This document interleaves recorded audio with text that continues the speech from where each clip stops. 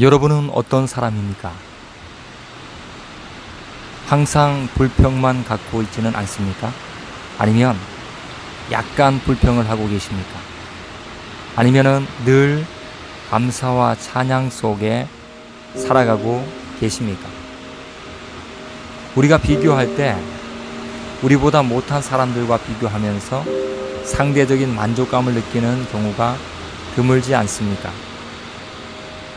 우리가 우리보다 나은 사람과 우리 자신을 비교하면 우리 속에 숨어있던 욕심이 고개를 내밀면서 감사하는 마음도 사라지고 찬송하는 마음도 사라지고 행복한 마음도 사라집니다. 이 땅 위에는 변하는 복이 있습니다. 그 변하는 복은 바로 건강과 돈과 권력과 같은 것입니다. 건강은 있다가도 약해질 수가 있습니다. 돈은 있다가도 없어질 수가 있습니다. 권력은 있다가도 없어질 수 있는 것이죠. 그럼에도 불구하고 사람들은 이 변하는 복에 집중하고 살아갑니다. 변하지만 그것이 내 평생에 있으면 정말 좋겠다라고 생각하는 경우가 많습니다. 물론 변하는 복도 귀한 것입니다. 하나님 앞에 우리는 변하는 복도 받기 위하여 애를 쓰고 간구해야만 합니다.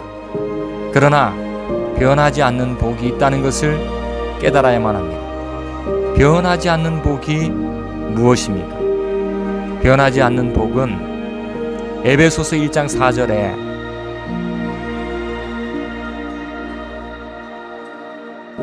창세전에 그리스도 안에서 우리를 택하여 주셨다라고 말씀합니다. 창세전에 우리를 택하여 주셨다.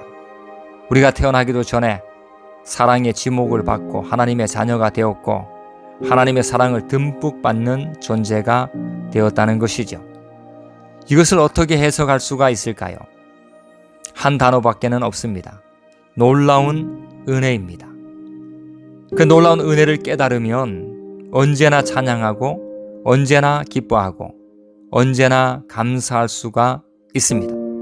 이 놀라운 은혜를 깨달으면 어디서나 찬양하고 어디서나 기뻐하고 어디서나 감사할 수가 있습니다.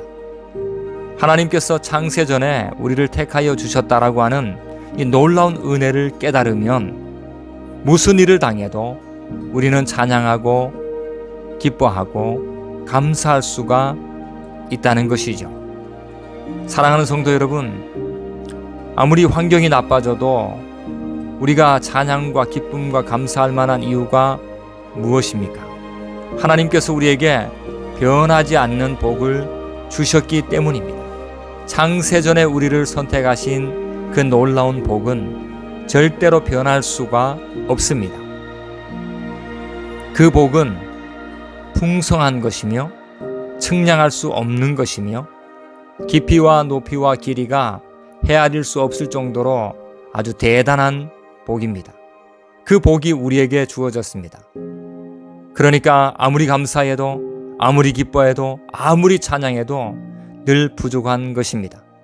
우리가 감사하고 기뻐하고 찬양하면 우리 삶의 환경이 놀랍게 변화될 줄로 믿습니다.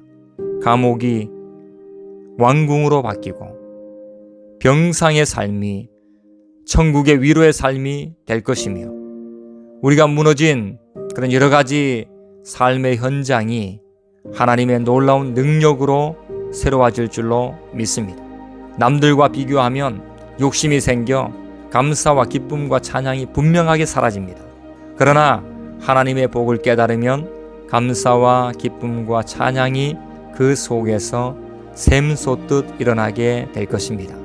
변하지 않는 복, 하나님의 복을 깨닫고 늘 기쁨으로 살아가는 우리 모두가 다 되기를 간절히 소망합니다.